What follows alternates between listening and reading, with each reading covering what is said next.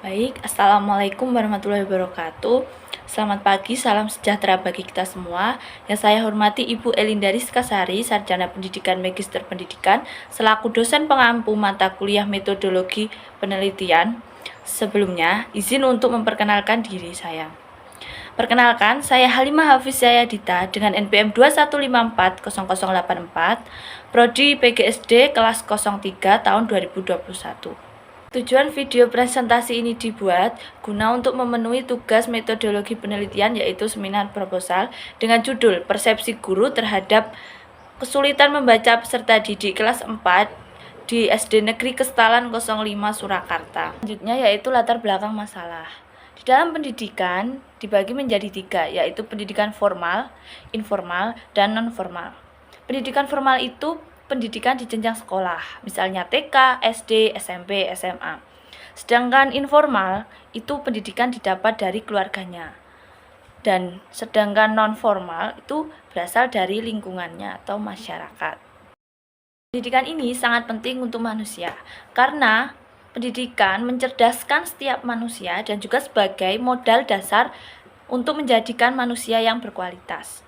Di dalam pendidikan formal misalnya, di dalam pendidikan ini biasanya memberikan pembelajaran untuk peserta didiknya dengan diawali mengenalkan huruf dan angka.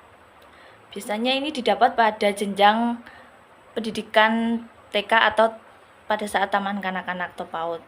Nah, di sini peserta didik akan dikenalkan huruf, misalnya huruf A, B, C, D, E. Kemudian ada angka 1, 2, 3, 4, 5, 6. Dan pada saat memberikan pembelajaran ini atau mengenalkan huruf-huruf ini, setiap peserta didiknya pasti memiliki gaya yang berbeda. Nah, guru juga tidak senantiasa dapat mengikutinya. Jadi nanti guru pasti akan mengalami kesulitan. Dalam pembelajaran ini dapat menimbulkan kesenjangan. Seperti peserta didik, ada yang mengalami kesulitan dalam belajar.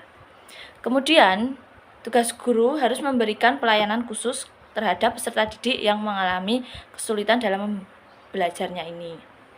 Nah, yang mana ini akan menjadi tantangan guru terhadap perbedaan belajar dari peserta didiknya. Nah, salah satu kesulitan dalam belajar yang dialami oleh peserta didik di jenjang sekolah dasar ini yaitu kesulitan dalam membaca atau reading difficulties, yang mana kesulitan yang dialami peserta didik ini itu kebanyakan sulit membedakan huruf yang dibacanya, misal huruf P dan H. Nah, itu kan bentuknya sama, tinggal kebalikannya kan. Terus B dan H itu juga sama, kemudian W dan M itu juga cuma kebalikannya. Dan ada juga peserta didik yang sulit mengingat huruf jika penempatannya itu diacak. Jadi tidak sesuai dengan urutan abjad. Misal A, B, C itu tidak urut. Nah, itu menjadikan peserta didik itu sulit mengingat huruf yang dibacanya. Kemudian selanjutnya, identifikasi masalah. Di dalam penelitian saya ada 3 identifikasi masalah, yaitu yang pertama, beberapa peserta didik dalam membaca masih mengeja dan belum mengenal huruf abjad dengan baik dan benar. Nah, mungkin peserta didik dalam membaca ini masih belum bisa mengeja ini karena sulit ya tadi membedakan bentuk huruf dan belum mengenal huruf abjad dengan baik dan benar. Mungkin masih kebalik-balik karena penempatannya yang diacak. Kemudian yang kedua, peserta didik kesulitan membaca sehingga tidak bisa dalam membuat kalimat paragraf. Nah, di sini tuh kenapa pentingnya dalam membaca? Karena membaca itu juga mempengaruhi pembelajaran lainnya, tidak hanya dalam pembelajaran yang hanya terdapat bacaan misal bahasa Indonesia, IPA, IPS, tapi juga mempengaruhi pembelajaran seperti matematika. Terus saat kita disuruh membuat paragraf seperti ini, kita kan juga harus mengenali huruf itu. Kalau kita tidak mengenal huruf, kita sulit mengingat huruf. Nah, kita juga akan kesulitan dalam membuat kalimat atau paragraf. Kemudian selanjutnya, kemampuan belajar masih pada presentasi 50%. Nah, di kelas 4 SD Negeri Kestalan 5 ini, kemampuan belajar peserta didiknya itu masih 50%. Yang mana itu dikarenakan kesulitan dalam membaca peserta didik ini yang mempengaruhi kesulitan pula dalam belajar lainnya. Selanjutnya yaitu rumusan masalah. Di sini saya mengambil 4 rumusan masalah. Yang pertama, persepsi guru terhadap kesulitan membaca peserta didik di kelas 4 SD Negeri Kestalan 5. Yang kedua, faktor penyebab kesulitan membaca yang dialami peserta didik. Yang ketiga, solusi yang dapat diberikan oleh guru dalam menangani kesulitan membaca peserta didik. Kemudian yang keempat, pihak yang bertanggung jawab dalam kesulitan membaca peserta didik. Selanjutnya, pembatasan masalah. Kesulitan belajar peserta didik yang didasari karena beberapa faktor dan pihak yang bertanggung jawab dalam permasalahan kesulitan membaca peserta didik.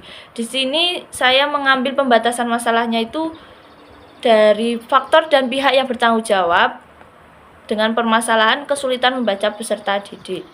Kemudian selanjutnya, tujuan penelitian. Yang pertama itu untuk mengetahui persepsi guru terhadap kesulitan membaca peserta didik. Yang kedua, mengetahui faktor yang mempengaruhi peserta didik kesulitan dalam membaca. Yang ketiga, mengetahui solusi yang dapat dilakukan untuk menangani kesulitan membaca peserta didik. Dan yang keempat, mengetahui pihak yang bertanggung jawab dalam kesulitan membaca. Terus terakhir dalam bab 1 ini yaitu manfaat penelitian.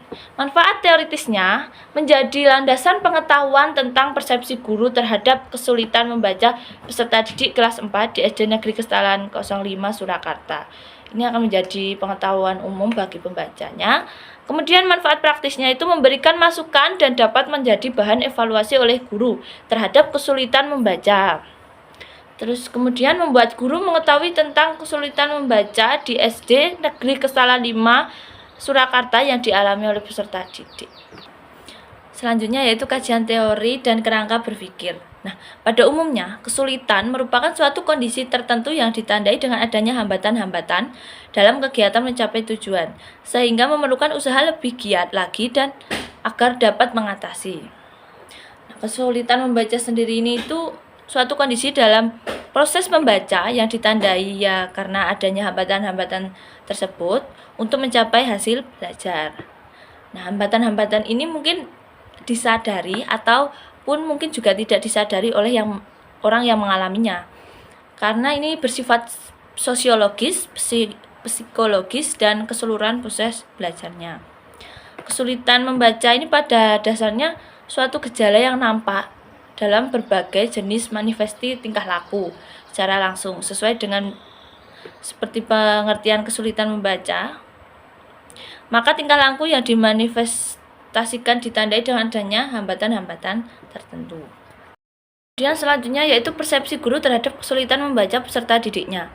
Persepsi dapat dikatakan sebagai sebuah proses masuknya pesan atau informasi ke dalam otak manusia yang terintegrasi dengan pikiran.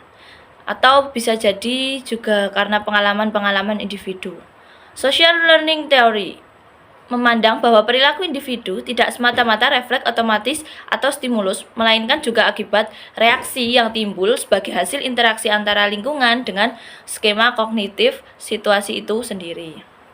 Secara garis besar, persepsi adalah tanggapan atau gambaran langsung dari suatu serapan seseorang dalam mengetahui beberapa hal yang diketahui dari panca inderanya, melalui panca inderanya. Secara umum ada 3 tugas guru, yaitu sebagai profesi, mendidik, mengajar atau melatih. Seorang guru itu harus mampu bertindak sebagai fasilitator, motivator, dan inspirator dari proses pembelajaran mengajar di kelas, sehingga semua kualitas diri dalam peserta didiknya itu akan terbuka. Nah, gaya guru dalam mengajar itu pada umumnya dipengaruhi oleh persepsi guru itu sendiri.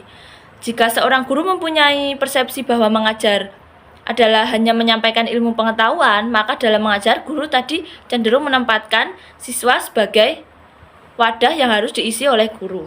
Praktiknya, guru menerangkan pembelajaran pada peserta didiknya memperhatikan. Selanjutnya, peserta didik tersebut akan diuji kemampuannya menangkap materi yang telah disampaikan oleh guru. Jika peserta didik tidak mampu menjawab, maka kesalahan cenderung ditimpakan kepada peserta didiknya. Nah, ada juga guru mengajar melibatkan siswa, memberikan porsi yang banyak kepada peserta didik untuk aktif, sehingga guru berbagai model pembelajaran yang dapat memberikan berbagai model pembelajaran untuk mendorong peserta didiknya aktif berpartisipasi dalam proses belajar mengajar. Di akhir pembelajaran, guru akan memberikan evaluasi terhadap peserta didiknya. baik peserta didik maupun guru itu sendiri juga diberi evaluasi. Nah, di dalam kegiatan pembelajaran ini juga akan menemukan hambatan, kesulitan, dan tantangan dalam belajar. Kesulitan belajar itu masih dijumpai di sekolah dasar, baik di kelas rendah maupun di kelas tinggi. Nah, kemampuan membaca tidak hanya merupakan dasar untuk menguasai berbagai bidang akademik, tapi juga untuk meningkatkan keterampilan kerja dan kemungkinan orang dalam berpartisipasi dalam kehidupan masyarakat. Melihat pentingnya membaca, terus kesulitan belajar ini harus ditangani sejak dini karena membaca itu sangat penting di dalam belajar. Hal ini didasarkan karena beberapa faktor alasan peserta didik kesulitan dalam membaca. Yang pertama, dari segi persepsi guru terhadap kesulitan membaca. Yang pertama yaitu persepsi guru terhadap kesulitan membaca itu dikarenakan adanya beberapa kesulitan yang dialami peserta didik dalam proses belajarnya. Kesulitan tersebut antara lain kurangnya kemampuan dalam mengingat huruf, pemahaman bacaan yang rendah, dan juga kurang mampu dalam membedakan huruf yang hampir sama, serta kurangnya motivasi, semangat, dan ketidaktahuan terhadap huruf. Akan tetapi, guru juga memiliki persepsi adanya faktor yang membuat beberapa peserta didik mengalami kesulitan dalam membaca. Yang pertama yaitu faktor lingkungan keluarganya. Salah satu faktor penyebab peserta didik kesulitan dalam membaca itu dikarenakan sejak kecil mereka kurang belajar mengenal huruf. Orang tua peserta didik kurang memperhatikan anaknya dalam belajar. Mereka juga tidak mengenalkan anak dengan huruf secara baik dan kurang mengenali kemampuan anak dalam belajarnya. Ya mungkin hal tersebut dikarenakan orang tuanya yang sibuk dengan pekerjaannya sehingga dalam belajar orang tuanya pun kurang memperhatikan. Seharusnya sebagai orang tua lebih memperhatikan dan mengajarkan anak terutama dalam belajar itu harus bersungguh-sungguh diperhatikan, apalagi anak yang masih duduk di bangku sekolah dasar. Karena pada jenjang sekolah tersebut, anak masih dalam tahap belajar permulaan. Belajar dalam menulis, membaca, dan menghitung itu belajar yang paling penting yang harus diajarkan kepada anak, terutama yang baru memasuki ke jenjang sekolah dasar. Dan peran orang tua itu di sini itu sangat penting sebagai dalam perkembangan kemampuan anak dalam belajarnya. Yang kedua yaitu faktor dari guru. Penyebab peserta didik kesulitan membaca itu tidak hanya karena dari dirinya sendiri sejak kecil ataupun dari orang tua, tetapi juga karena dari guru. Nah, guru di sini tuh juga berperan penting dalam belajar peserta didik. Guru adalah faktor penentu keberhasilan proses pembelajaran yang berkualitas. Sehingga berhasil tidaknya pendidikan mencapai tujuan selalu dihubungkan dengan kiprah para guru. Oleh karena itu, usaha-usaha yang dilakukan dalam meningkatkan mutu pendidikan hendaknya dimulai dari peningkatan kualitas guru. Guru yang berkualitas itu guru yang diantaranya mengetahui peran dan fungsinya dalam proses pembelajaran. Guru sebagai pendidik yang memberikan pendidikan kepada peserta didiknya dengan baik dan harus telaten serta sabar dalam menghadapi permasalahan yang terjadi di dalam kegiatan pembelajarannya. Terus segala sesuatu yang diperlukan atau dibutuhkan peserta didik dalam proses belajar itu harus dicapai oleh guru. Seperti halnya kesulitan dalam belajar yang terjadi oleh peserta didiknya. Nah, faktor penyebabnya itu bisa dari gurunya. Terkadang guru terlalu terburu-buru dalam memberikan materi tanpa memperhatikan apakah peserta didik tersebut sudah menguasai materi sebelumnya. Tidak mungkin kan semua peserta didik di dalam kelas itu langsung paham jika gurunya menerangkan, dan mungkin juga ada yang tidak berani untuk mengatakan kepada guru kalau dirinya itu belum paham.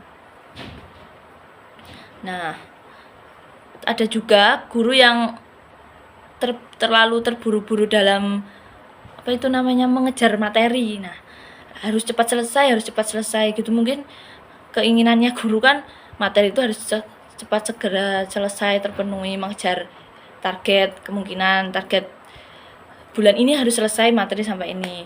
Nah, kenyataannya mungkin di dalam pembelajaran itu tuh masih terdapat beberapa peserta didik yang belum mampu pada materi sebelumnya. Nah, ini yang menjadikan kesulitan membaca anak itu mungkin juga dari segi ini.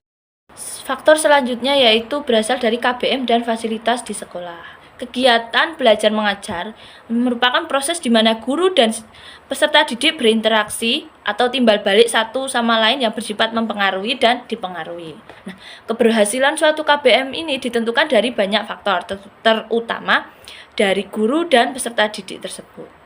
Inti dari proses belajar itu tingkat keefektifan dan pelaksanaan KBM-nya.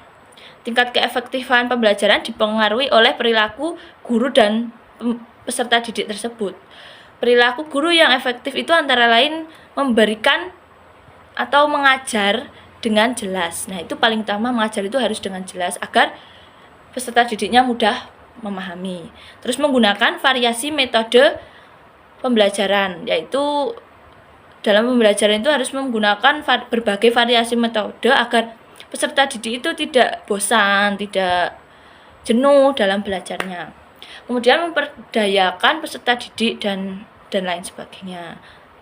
Nah, di dalam proses belajar mengajar ini, guru harus memiliki media dan juga metode yang digunakan dalam memberikan pembelajaran, di mana kegiatan pembelajaran ini telah bergerak menuju dikuranginya sistem penyampaian secara ceramah ya. Jadi diganti dengan digunakan media pembelajaran. Jadi zaman sekarang itu pembelajaran itu lebih enak, jadi lebih menarik, lebih asik dan seru tentunya. Kalau dulu kan pembelajaran hanya dengan ceramah, menggunakan buku, guru hanya datang menjelaskan dengan buku. Nah, tapi kalau di zaman sekarang ini menggunakan media pembelajaran, itu akan membuat peserta didiknya itu menjadi lebih menarik dan semangat dalam belajar. Akan tetapi itu guru juga harus memiliki kreativitas dalam membuat pembelajaran itu menjadi lebih hidup, lebih asik gitu. Jadi guru harus dituntut memiliki kreativitas yang lebih tinggi dari sebelumnya. Itu juga berasal dari fasilitas yang kurang memadai atau kurang baik.